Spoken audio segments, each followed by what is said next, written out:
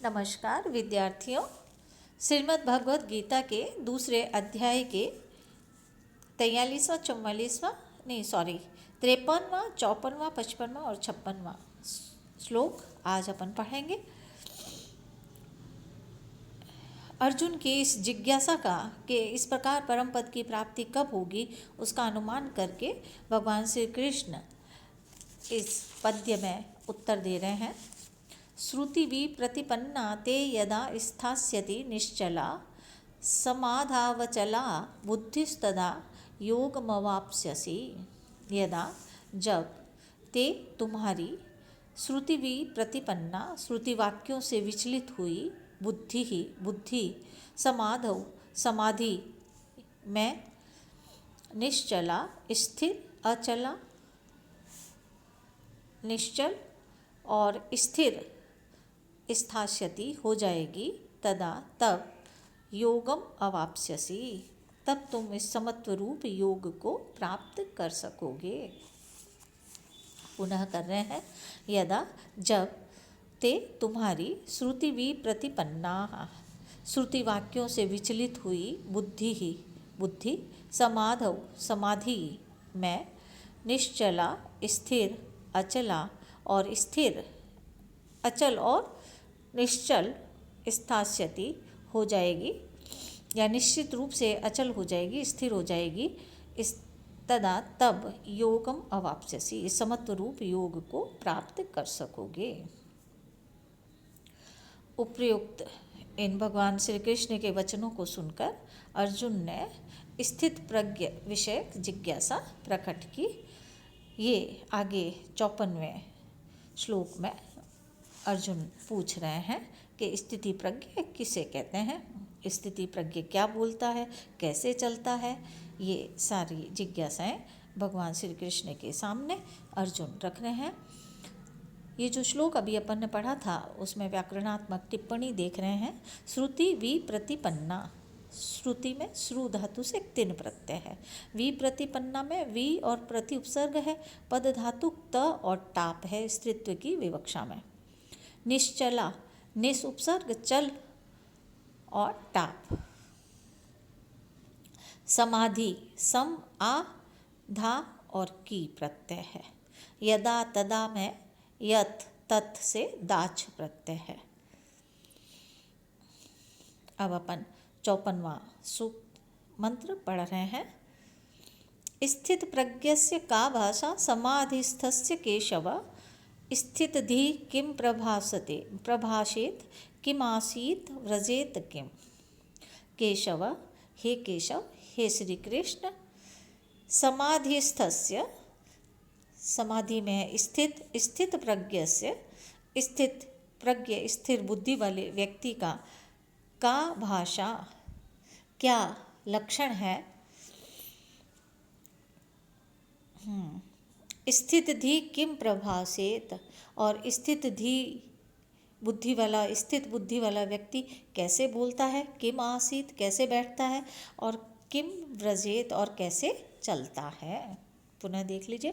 केशव हे अर्जुन, समाधिस्थस्य स्थित प्रज्ञस्य समाधि में स्थित बुद्धि वाला व्यक्ति का भाषा क्या लक्षण है। स्थित धी वो स्थिर बुद्धि वाले उस पुरुष की किम प्रभाषेत कैसे बोलता है, क्या बोलता है। किम आसीत क्या बैठता है अर्थात कैसे बैठता है, और व्रजेत किम और कैसे चलता है।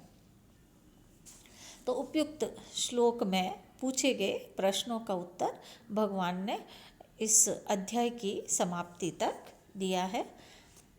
व्याकरणात्मक टिप्पणी देख लेते हैं।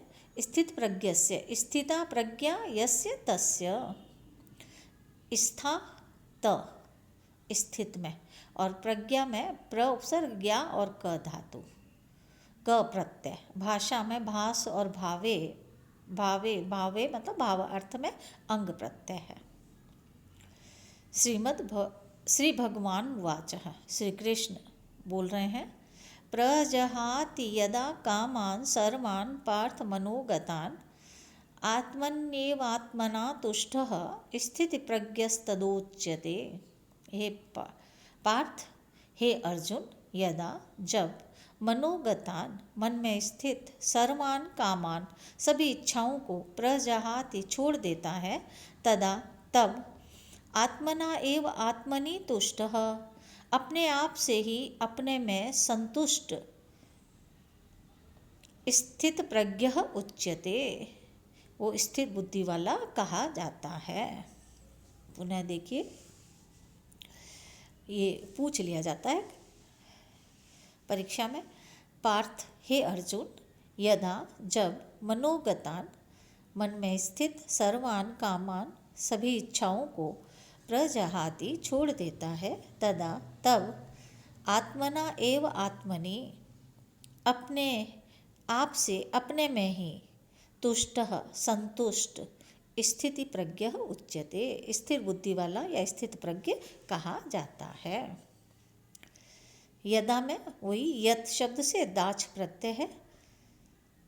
मनोगतान मनस गम और त, आत्मनि एव आत्मना, आत्मन्येव आत्मना है, इसका मैं संधि विच्छेद कर रही हूँ। आत्मनि एव आत्मना तुष्ट, तुष धातु से त प्रत्यय है।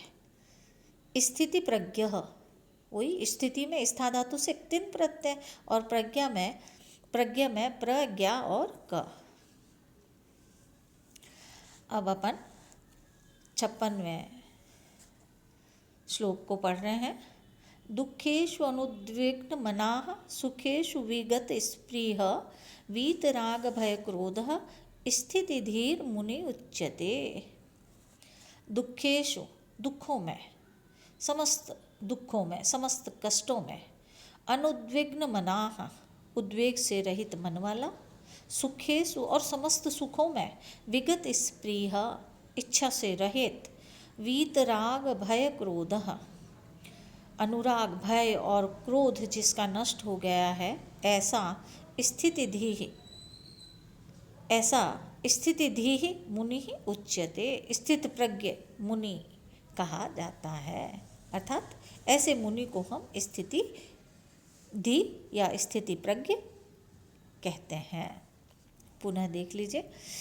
दुखेषु अनुद्विग्न मनाः, समस्त दुखों में, समस्त कष्टों में, अनुद्विग्न मनाः उद्वेग से रहित मन वाला, सुखेषु और समस्त सुखों में, विगत स्पृह इच्छा से रहित, वीतराग भय क्रोधः राग अनुराग मोह भय और क्रोध से रहित, स्थिति धी मुनि ही ऐसा वह मुनि मननशील व्यक्ति, स्थिति धी स्थित प्रज्ञ उच्यते कहा जाता है या कहलाता है। दुखेषु अनुद्विग्न मनाः, अनुद्विग्न मनाः न उद्विग्नाः इति अनुद्विग्न मनाः, न उद्विजत, वीत में वी उपसर्ग ई उक्त,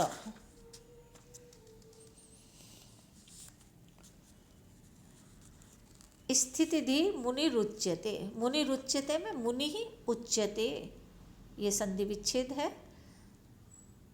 क्रोध क्रुद्ध धातु से घय प्रत्यय है। राग रंज धातु से घय प्रत्यय। ये आज का लेक्चर अपना यहीं समाप्त होता है। धन्यवाद।